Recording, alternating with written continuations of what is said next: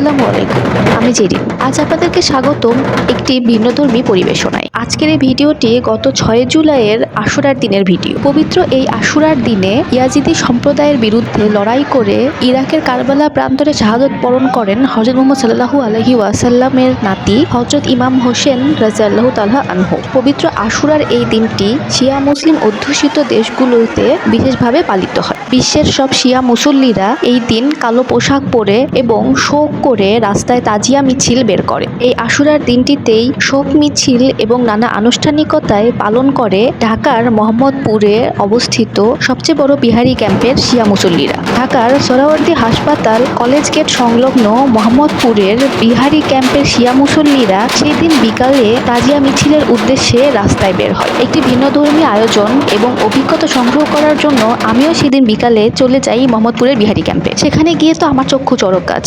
এরকম কিছু দেখবো বা এক্সপিরিয়েন্স করব তা কখনোই ভাবিনি। কলেজ গেট থেকে শুরু করে মোহাম্মদপুর বাস স্ট্যান্ড পর্যন্ত সুবিশাল এবং সুদীর্ঘ এই তাজিয়া এবং শোক মিছিল চলছিল। শোক আর মাতম প্রকাশের জন্য চলছিল বিভিন্ন রকমের আয়োজন। কেউ কড়া তার কাস্তে দিয়ে কারবালা প্রান্তরে সেই আক্রমণ চিত্রায়িত করছিলেন, কেউ লাঠি ঘুরিয়ে ঘুরিয়ে নিজেদের সক্ষমতা প্রদর্শন করছিলেন, কেউ শক্ত লোহার দণ্ড ভারসহ নিজের মুখে উঠিয়ে ব্যালেন্স করছিলেন, কেউ বা আবার লাঠি দিয়ে লাঠিযুদ্ধ করছিলেন। এখানে ছোট ছোট ছেলেরা নিজের মুখে কেরোসিন ভরে আগুনের স্ফুলিঙ্গ তৈরি করছিল। ওই জায়গায় সেদিনের এই বিশেষ মুহূর্তগুলো ক্যাপচার করার জন্য অনেক প্রফেশনাল ফটোগ্রাফারকে সেদিন দেখেছিলাম। সুদীর্ঘ এই মিছিলটি সাজানো ছিল রং বেরঙের বিভিন্ন রকমের তাজিয়া দিয়ে, যেগুলো বহন করছিল চাঁদতারা খচিত ইসলামের বিশেষ কোনো দিন মুহূর্তের প্রতীক, কালেমা শাহাদত খচিত, মক্কা শরীফ, শান্তির প্রতীক কবুতর ইত্যাদি।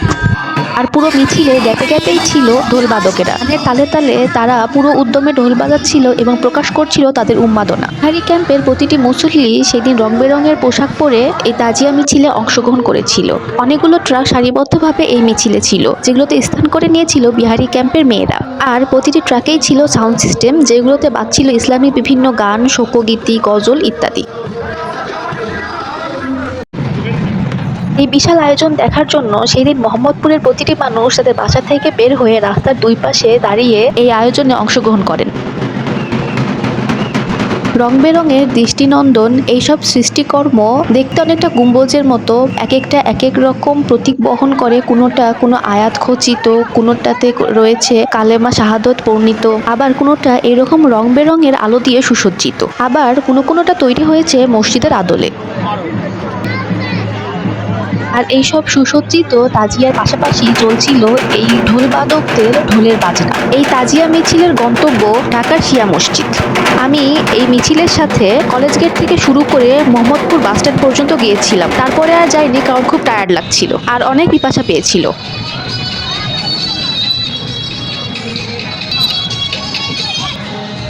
পবিত্র আশুরার দিনে এরকম একটি শোক এবং তাজিয়া মিছিল দেখা আমার জীবনের অনেকগুলো অভিজ্ঞতার মধ্যে অন্যতম একটি।